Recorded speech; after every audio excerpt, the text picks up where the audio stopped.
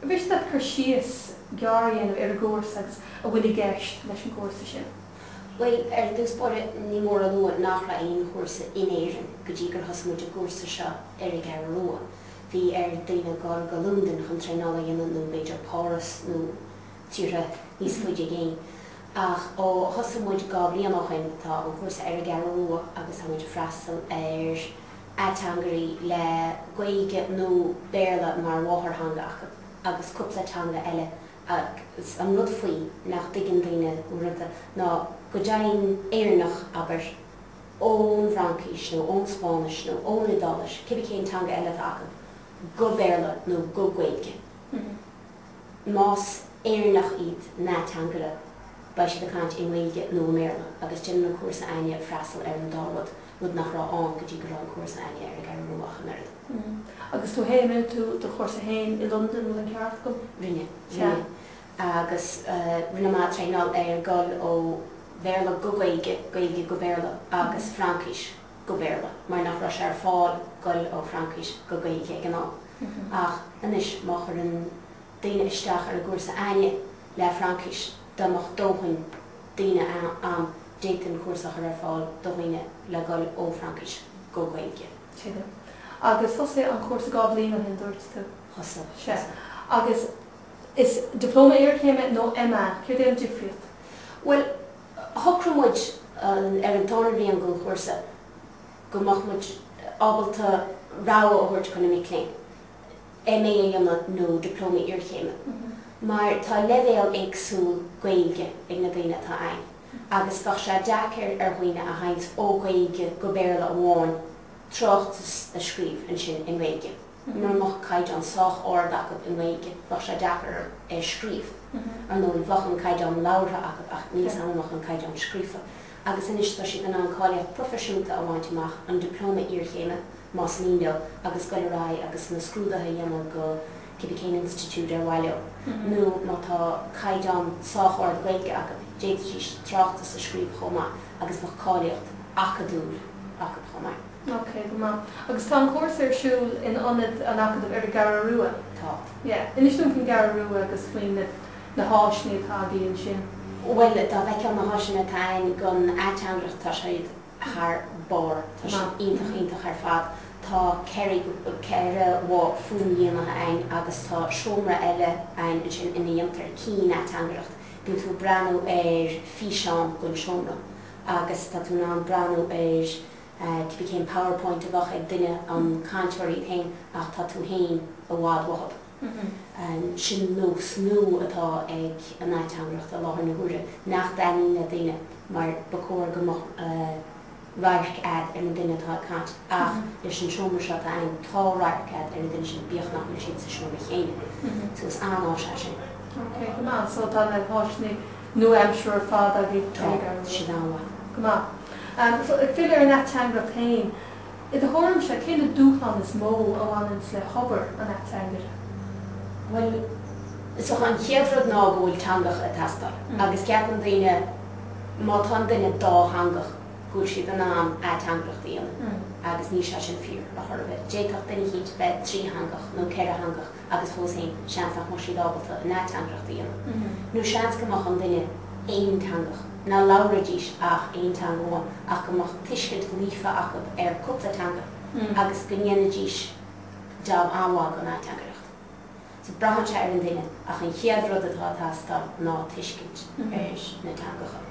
Agus an tána rud ná another doctor smerla multitasking.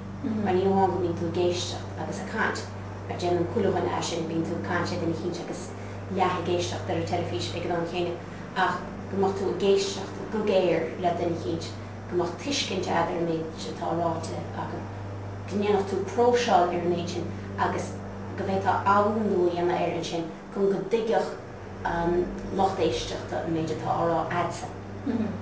Mar ní an rud atá ráit ag duine chéint aber I méarla agus a bheith ráite ag duine chéint go nádúirtha I méige. Tá tú ná an teachtracht atá tíobhhir go rud a dúirt an chaintúir a aimseú agus áhnú dhéanana ar an sin chun go dtigach duine chéint I ggéis se tanga eile. Ok, Okay, go ma. Agus tá cinálacha de friúla Ateangaireacht an nach bhfuil tá. I mean, ortha bíon an script go trí réad míon ná. Bíon. Agus sin tá Ateangaireacht cóúnach agus ar féidir beaggan in rá faoine cinálacha. Well, tá gá chinál aber ar a gcúrsa aine. Tá Ateangaireacht leantach agus tá Ateangaireacht cóneach. Leantach ná nó tá tú sa siomra aber leis an chaintúir táirín tá uanta agus dína cansis na meán agus nó dámach béile effigiúlan gníamá Ateangaireacht leantach tá tú sa siomra bracan tú nótaí déach se bheith genúma darrád agus tá tú ná seasa in íir sin agus an óráid ceanní chéine a thuirt gon locht éisteachta nó locht féchanna sa chásin I deanga eile. An ceann eile ná Ateangaireacht cóneach agus bíonn se sin in úsáid ag na cóhálacha móra gon chuid is mó. Bíonn tú I má fuaíonaí ag éisteach leis an duine trí clúsán agus a cant ag an am chéine. So ní hé gníam tú an Ateangaireacht agus an píos críochnaí ag a duine ach bíonn tú cant ag an am chéine. Okay, ma.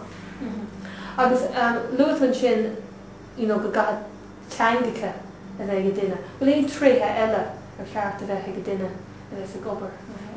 Well, ní heanhas cúhal a bheirt. Okay.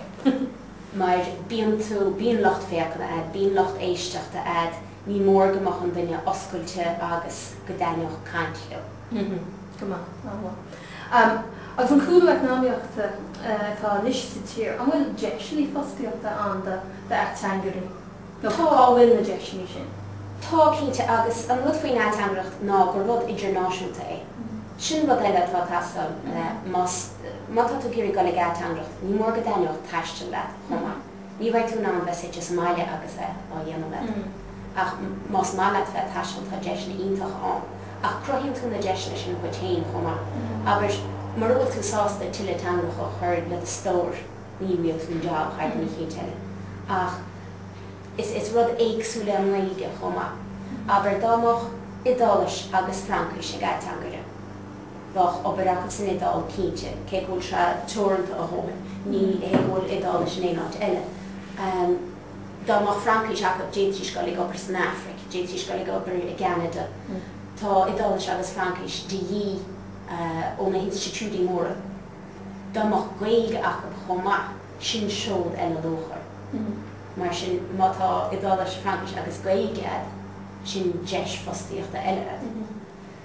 Bíon daine a bra na léhananta seo ar na Institutí móra. Ach aíonn na míonta atá ag na Institutí fuiláthar tá an gaeilge go mór de dhéarb. Ach ní éach éon Ateangaireacht bheith cínte amachchan se gur leabhar an taontanga bháin sin. So churann tú le a stór.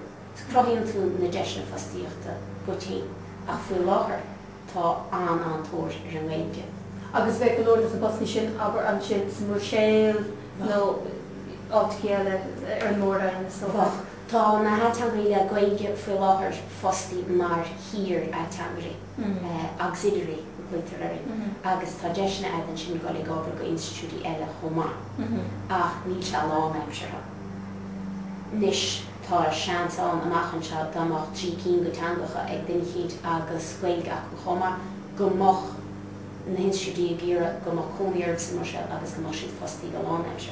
Ach ní dómhan Ateangaireacht le gaeilge fuiláthar chuna sin cínte. Le bhíonn ar cheart am cheise chur ach mín an tharigad go má ag Ateangaireacht gur chuúna ceisian ar bíon se áha. Ach fós é más sír Ateangaireacht agus is sír Ateangaireacht mise. Tá an tharigad an áha go lá. Ach ní héigeíonn tú gobar go lá sin a bháin. Ní hain tú isteach a cóháil aber faoi bhí mai ag gan faoi taracóirí. Ní léon ólas amsa ar taracóirí. Cha me seachta in ribh sin i den staidir éir na cinálacha difriúla na hanim nach difriúla atá agus seans nach mai se sin in úsáid a riomharí se. Rothú glúisi nach an hain go mar chuir ar nólas faoin ábhartán. Ní hé go raibh me gobar go lá sin a bháin. Agus an sin seans nach má hain cóáil eile ar fe seachtaine. Ach brainte ar na teangacha tá agus an áitin tú do chunaí, aber dan mag cúníir a Lundin tá cóhálacha an tá leog. Ach más i do chunaí aber an se an náile tá ní hégann cóhálacha móra idirnáisiúnta an se an tá leog. So brainte ar tain. Tá an tairg go má má tá nabarád So bheittas ásta bhla do gcuoine, cínte bheittas ásta mula do gcuoine an cuasa ar garú a dhéanamh. Óbhach cínte, well taín an Ateangaireacht lumsa. Rinne na Francais agus Gailge ar an Ollscoil me hain. Bhí sam nach rá mai géirí gal a tagasc. Bíoch cúil me tagasc ar bhealach inis. Agus níor hiag me gur an deis an éonrad eile a dhéanamh na Ateangaireacht. Seans cúil se sin cín aineolach as an rá ach ní rá sam gur a ráha eile am. Agus tá ráha iontacha go duna tamse fólam Spáis faoi láthair chuma chur me sin le mo stór. Agus cé gur ormsa go go Lúndain leis an tréála á, inis tá tú ná fannacht Somália agus feabhsa chur ar de sciúine an seo inéireann chuma cínte bach me gur as an bhla. Agus tá daoine an sin nach diggin gúil tú ná na leid go rud a dhéanamh go mór le Gaige agus an deis sin inis an bhór. An was is an gur riile má.